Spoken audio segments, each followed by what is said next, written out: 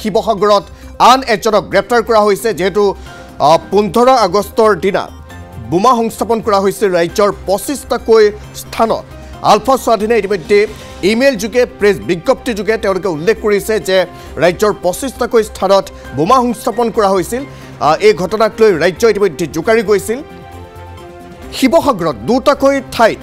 বোমা সংস্থাপন কৰিছিল আলফা স্বাধীনে তাৰ পাছতে উচ্চস্তৰীয় আৰক্ষীৰ বৈঠক সম্পন্ন হৈছিল শিৱসাগৰ জিলাত তদন্ত কৰা হৈছে তদন্ত অতি ক্ষিপ্ৰগতিত আগবাঢ়িছে আৰু এতিয়ালৈকে 5 জনক গ্ৰেপ্তাৰ কৰিবলৈ সক্ষম হৈছে শিৱসাগৰ আৰক্ষীয়ে ফোনযোগে সংযুক্ত হৈছোঁ আপাৰ আছাম ব্যুৰো কৌস্তমণি কাকতিৰ সৈতে কৌস্তৱ যেহেতু শিৱসাগৰত আন এজনক গ্ৰেপ্তাৰ কৰা হৈছে বিতুল বৰুৱা নামৰ এজনক 15 আগষ্টৰ দিনা বোমা সংস্থাপন কৰাৰ সৈতে জড়িত থকাৰ কিছু তথ্য আৰক্ষীয়ে লাভ কৰিছে সবিশেষ তথ্যখিনি কৌস্তৱ এই মুহূৰ্তত আৰম্ভণিতে জানি ল'ব বিচাৰিছোঁ পাৰ্থ ইতিমধ্যে আপুনি উল্লেখ কৰিছে যে বিতুল বৰুৱা নামৰ যিজন ব্যক্তিক ইতিমধ্যে গ্ৰেপ্তাৰ কৰিছে তেওঁক চৰাইদেউৰ পৰা আটক কৰি আনিছিল শিৱসাগৰ আৰক্ষীয়ে আৰু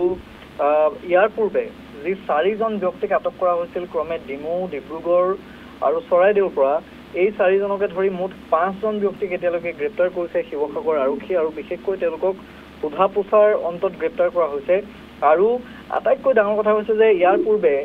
আজিৰ পৰা 3টা দিনৰ পূৰ্বে যেতিয়া SDGP আৰু IGP ইয়াত আহি শিৱসাগৰত আহি গোটেই শিৱসাগৰ যোৰহাট আৰু চৰাইদেউ জিলাৰ 3খনকৈ জিলাৰ সকলো ভাৰপ্ৰাপ্ত আৰক্ষী বিষয়া শিৱসাগৰৰ আৰক্ষী অধীক্ষককে আৰম্ভ কৰি সকলো উচ্চস্তৰীয় যিসকল তেওঁলোকৰ বিষয়া সেই বিষয়াসকলৰ লগত কথা পাতিছিল আৰু তেখেতে এটা কথা কৈছিল যে এমাহৰ পিছত SDGP গৰাকী শিৱসাগৰলৈ আকৌ আহিব আৰু এই গোটেই যেনেধৰণে ইয়াত ID উদ্ধাৰ হৈছিল শিৱসাগৰতে যিহেতু দুটা স্থানত উদ্ধাৰ হৈছিল ইয়াৰ পুংখানুপুংখ বিৱৰণ কেনেকৈ হ'বলৈ পালে কোন কোন জড়িত আছিল সকলোখিনি অৰ্থাৎ এক প্ৰকাৰ কেছ ক্লোজ হ'ব লাগিব এক মাহৰ ভিতৰত ইয়াৰ কাৰা নিৰ্দেশ আছিল SDGP গৰাকীৰ আৰু তেওঁ কৈছিল যে এমাহৰ পিছত মই আহিম এমাহৰ পিছত আহি ইয়াৰ খা খবৰ মই কৰিম যে আপোনালোকে এই গোটেই গোচৰকেইটাৰ ক্ষেত্ৰত কেনেধৰণে আগুৱালে বা কিমান দূৰ আপোনালোকে সফল হ'ল কাক কাক গ্ৰেপ্তাৰ কৰিলে আৰু গ্ৰেপ্তাৰ কৰিবলৈ কোনোবা বাকি থাকিল নেকি যে এই যে 5জন যুৱক আছে এই 5জন যুৱকৰ সৈতে আলফাৰ প্ৰত্যক্ষ সম্পৰ্ক ইতিমধ্যে আৰক্ষীয়ে লাভ কৰিছে যে তেওঁলোকৰ সৈতে আলফা স্বাধীনৰ সম্পূৰ্ণ সম্পৰ্ক আছে আৰু দ্বিতীয় কথাটো হৈছে আজি যিজন বিতুল বৰুৱা নামৰ ব্যক্তিক চৰাইদেউৰ পৰা গ্ৰেপ্তাৰ কৰিছে এতিয়ালৈকে যেহেতু প্ৰথম অৱস্থাত তেওঁক সোধা পোছাৰ বাবে আনিছিল আমাৰ হাতত যিমান দূৰ খবৰ আছে এই 5জনৰ ভিতৰতে অন্যতম এজন মূল অভিযুক্ত যিয়ে বোমা সংস্থাপনত আলফাত সহায় কৰিছিল বা আলফা স্বাধীনৰ সেই ID সংস্থাপনৰ ক্ষেত্ৰত প্ৰত্যক্ষভাৱে জড়িত আছে ইয়াৰে এজন ব্যক্তি কিন্তু এই মুহূৰ্তলৈকে আৰক্ষী অধীক্ষকগৰাকীয়ে আমাক আনুষ্ঠানিকভাৱে কোনো কথা কোৱা নাই মই যেতিয়া তেখেতক সুধিছিলোঁ তেখেতে কৈছিল যে কাইলৈৰ ভিতৰত এই গোটেই কেছটো যিমানখিনি আমি তদন্ত অভিযান সকলো চলি আছে হয়তো কাইলৈৰ ভিতৰত কিবা এটা মীমাংসা হ'বগৈ পাৰে বা হয়তো গোটেই তদন্ত প্ৰক্ৰিয়াটো হয়তো কাইলৈৰ ভিতৰত শেষ হ'বগৈ লাগে গতিকে এতিয়ালৈকে তেওঁ আনুষ্ঠানিকভাৱে কৌস্তৱ এটা তথ্য জানিব বিচাৰিছোঁ এই যি কেইগৰাকী যুৱকক এতিয়ালৈকে গ্ৰেপ্তাৰ কৰা হৈছে তেওঁলোক কেৱল শিৱসাগৰত যি দুটা বোমা সংস্থাপন কৰা হৈছিল সেই দুটাৰ সৈতেহে জড়িত নে ৰাজ্যৰ বিভিন্ন প্ৰান্তত যিসমূহ বোম সংস্থাপন কৰা হৈছিল সেইসমূহৰ সৈতেও প্ৰত্যক্ষ নহ'লে পৰোক্ষভাৱে জড়িত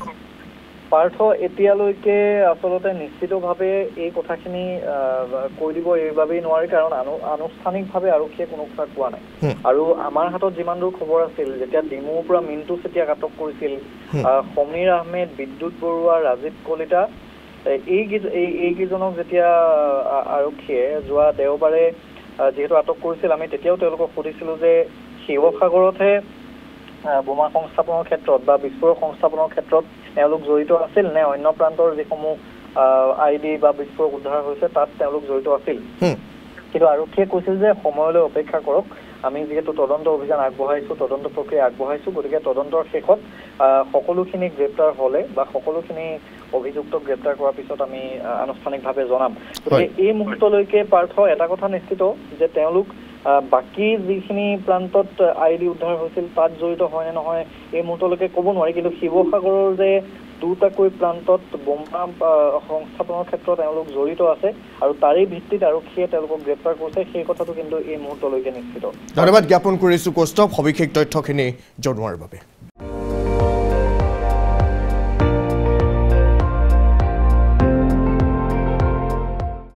আপুনি চাই আছে ND24 সৰ্বশ্ৰেষ্ঠ নহয় সৰ্বোত্তমৰ দৌৰ